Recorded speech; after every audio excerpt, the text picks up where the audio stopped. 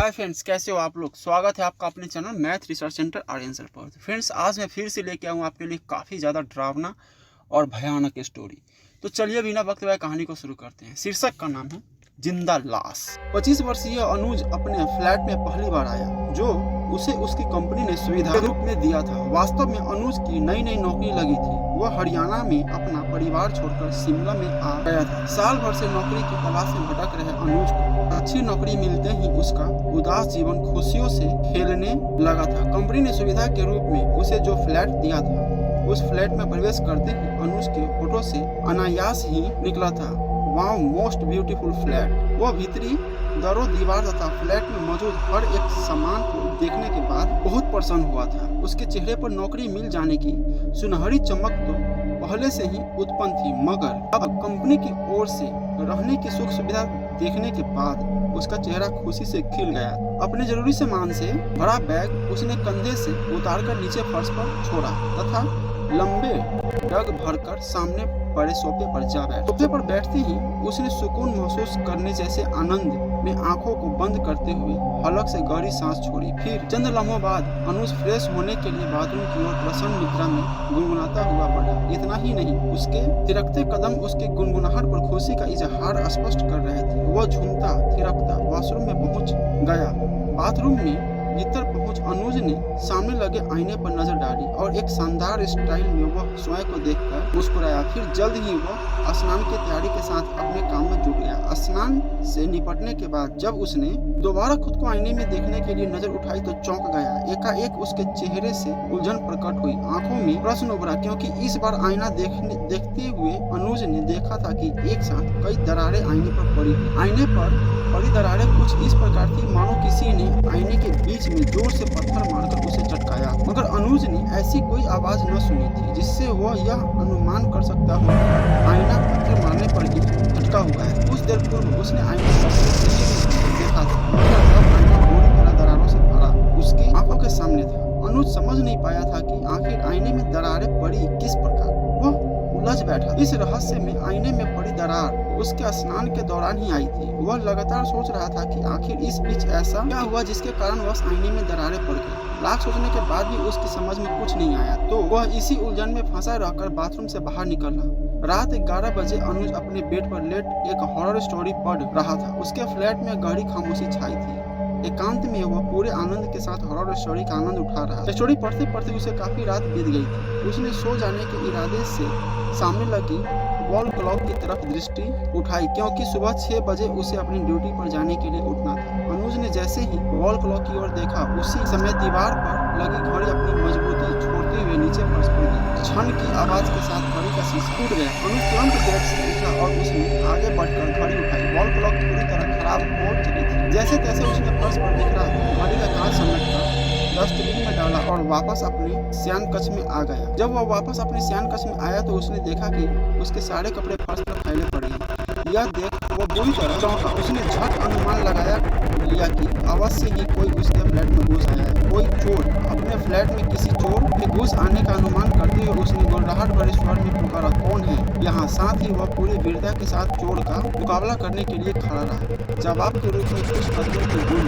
उसने सुनी। यह समझते अनुज को अधिक समय न लगा कि कोई व्यक्ति उसके फ्लैट से भाग निकलने की कोशिश कर रहा है, क्योंकि फ्लैट में गूंज रहे कदमों की आवाजें फ्लैट से बाहर की ओर जाती सुनाई दे रही थी। अधीर कदमों के साथ अनुज उसी तरफ बढ़ा जहां उसे कदमों के गूंजने की आवाजें होने का अंदेशा हुआ। वह फुर्तीले कदमों के साथ आगे पहुंचा तो उसने देखा कि फ्लैट का डोर खुला हुआ है। दरवाजा खुला जानकर अनुज को आश्चर्य हुआ, क्योंकि वह तो दरवाजा लॉक करके सोने की तैयारी के साथ बेड पर गया था, मगर अब दरवाजा खुला देखने के बाद वह आश्चर्यचकित था। दरवाजा कैसे खुल गया, किसी खोला? इन प्रश्नों के उत्तर सोचने का समय नहीं था। उसके बाद दिमाग में सावन की घटा की तरह उमड़ उठे प्रश्नों को ज्यों का त्यों वह अपने दिमाग में छोड़े रखकर फुर्ती से आगे बढ़ा। फ्लैट से निकल अनुज ने बाहर की ओर नजरें दौड़ाई, परंतु बाहर उसे कोई नजर न आया। साथ ही वातावरण की शांति को महसूस करते हुए ऐसा तनिक भी आभास होता था कि कुछ देर पूर्व वहाँ कोई आया गया भी है। हर तरफ गहरी खामोशी, पैर पसारे सोती महसूस हो रही। अनुज उलझन भरे भाव चेहरे से व्यक्त करता वापस अपने फ्लैट में चला आया, मगर फ्लैट का दरवाजा खुला जानने के बाद उसके मन में क्रोध उठे प्रश्न बार बार जोर मार रहे थे। वो अभी तक नहीं है। तूफानी रफ्तार के साथ अपनी रवानगी में आकर बराबर अनुज को चिंतित कर रहे थे। धीमे धीमे कदमों के साथ अपने बेडरूम की ओर बढ़ रहे अनुज के मन ही मन कहा कुछ ऐसा खिड़की का दरवाजा मुझे से खुला रह गया। मन में ऐसा कहते हुए अनुज सोचपूर्ण मुद्रा अपना एक स्थान पर ठिठक गया। फिर अगले क्षण अनुज का मन मस्तिष्क ने उससे पूछा और ये कदमों की आवाज़ जो अभी अभी सुनी है। फिर अगले ही पल उसे लगा कि हो सकता है रात के इस खामोश माहौल में उसके अन बजे होंगे, क्योंकि बिखरे कपड़ों को देखकर उसने सोचा था कि शायद उसके फ्लैट में कोई चोर घुस आया। तो इसी विचार के रहते उसे खामखा ऐसा लगा हो कि कोई चोर छिपे उसके फ्लैट से निकलकर गया। मन मस्तिष्क में उभरते सारे सवालों और जवाबों को उसने वही खत्म करके फ्लैट का दरवाजा बंद किया और लाइट ऑफ करके बेड पर आ गया। आधी रात बीत चुकी थी। फ्लैट में अजीब सी गंध फैल जाने के कारण अनुज की आंख खुल गई। बेड से उठकर उसने सारी लाइटें ऑन की तथा इधर उधर नजरें दौड़ाते हुए यह जानने का प्रयास करने लगा कि आखिर गंध कहाँ से तथा क्यों आ रही है। इसी तलाश में वो फ्लैट का चप्पा चप्पा छान मारकर अंत में स्नान घर की ओर बढ़ा। जब वह स्नान घर में पहुंचा तो पूरी तरह शॉक हो गया। उसकी आंखों में नहीं बल्कि चेहरे पर भी खौफ के असीमित भाव उत्पन्न हो गए। अनुज अपने स्नान पर खड़ा पत्थर की मूर्ति बन गया था। उसका दिल जोर जोर से धड़क रहा था, किंतु दिमाग सन्नाटे में आकर साए साए करने लगा था, क्योंकि स्नान घर से खून में सनी एक लड़की की लाश पड़ी थी। लाश का जिस्म सही सलामत था, मगर उसका चेहरा खून से पूरी तरह सना हुआ था। लाश को देखते हुए इस बात का भली प्रकार आभास होता था कि उसके सर पर वार करके ही उसकी हत्या की गई है। लाश के चेहरे पर छाया खून सूखी पापड़ी बन गई। इससे यह अनुमान लगाया जा सकता था कि उसकी हत्या हुए बहुत वक्त बीत चुका है। लाश को अपने बाथरूम में देखते हुए भयभीत अनुज की समझ में तनी भी न आया कि यह लाश किस प्रकार उसका स्नान घर में आई। उसका तो जैसे पूरा दिमाग ही खराब हो चला था। उसकी समझ में कुछ भी न आ रहा।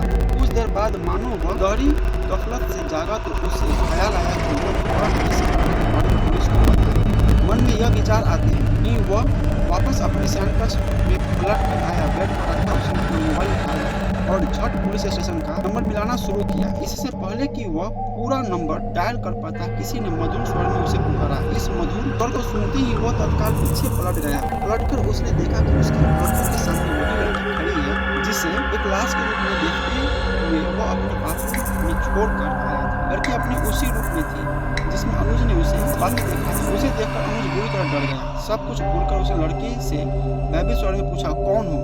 वह युवती चेहरे से बड़े ही खौफनाक भाव व्यक्त करते हुए बोली, मैं एक लाश हूँ। वही लाश जिसे अभी कुछ देर पहले तुमने अपने बाथरूम में देखा था। वो तो मैं भी जानता हूँ, अनुज कंपित स्वर में बोला, मगर तुम जिंदा कैसे हो गई? तुम्हें लाश बनाने के लिए? युवती का स्वर आतंकित। अनुज को अब यह समझ में वक्त न लगा कि उसके सामने पड़ी जिंदा लाश वास्तव में भूत है। अनुज संभल कर बोला, मगर तुम मुझे क्यों लाश बनाना चाहती हो? आखिर मेरा दोष क्या है? तुम्हारा कसूर सिर्फ इतना ही है कि तुम इस फ्लैट में आकर पड़े हो। मैंने तुम्हें इस फ्लैट से निकल जाने के लिए कई इशारे दिए। पहले तुम्हारे स्नान घर के आईने में दरारें डाली, फिर तुम्हारी वॉल क्लॉक तोड़ दी, फिर उसके बाद तुम्हारा कपड़ों से भरा बैग खाली कर तुम्हारे कपड़े निकाल कर फेंक दिए, फिर तुम्हारे फ्लैट का दरवाजा खोल दिया ताकि तुम पेश आई इन छोटी छोटी घटनाओं से डरकर भाग जाओ। मगर तुम बहुत निडर निकले। इस हिसाब से मैं किसी भी कीमत पर जिंदा नहीं रह सकता। मगर तुम मुझे इस फ्लैट से क्यों निकलना चाहती हो? क्योंकि इसी फ्लैट में दो आदमियों ने मिलकर मुझे मार डाला था। उसी दिन से मैं इस फ्लैट में रहती हूँ। पर ऐसा तुम्हारे साथ क्यों हुआ?